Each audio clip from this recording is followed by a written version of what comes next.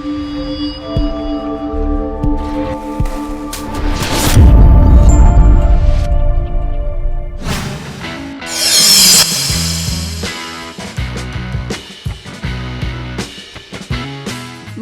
atau panahan merupakan kegiatan menggunakan busur panah untuk menembakkan anak panah.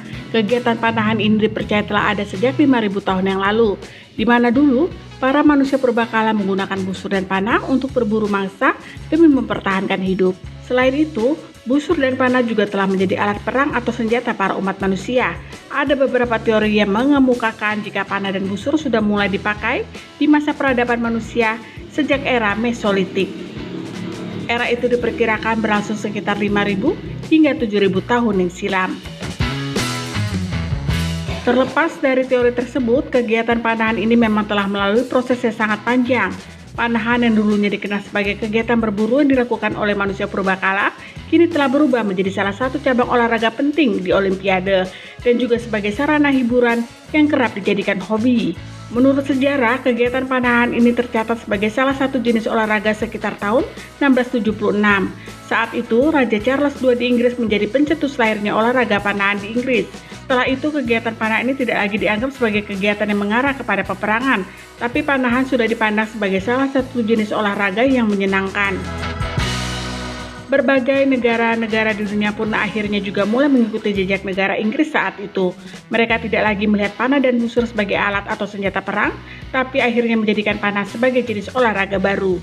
Sedangkan sejarah munculnya olahraga panah di Indonesia juga belum diketahui secara pasti. Namun jika melihat berbagai cerita-cerita rakyat terdahulu, berbagai tokoh dalam kisah tersebut digambarkan telah menggunakan busur dan panah. Seiring berkembangnya panahan di tanah air, olahraga ini pun mulai mendapat tempat di kehidupan masyarakat. Berbagai kota sudah mengenal dan mulai memainkan olahraga panahan. Berbagai perlombaan tingkat daerah dan nasional hingga dunia mulai sering digelar.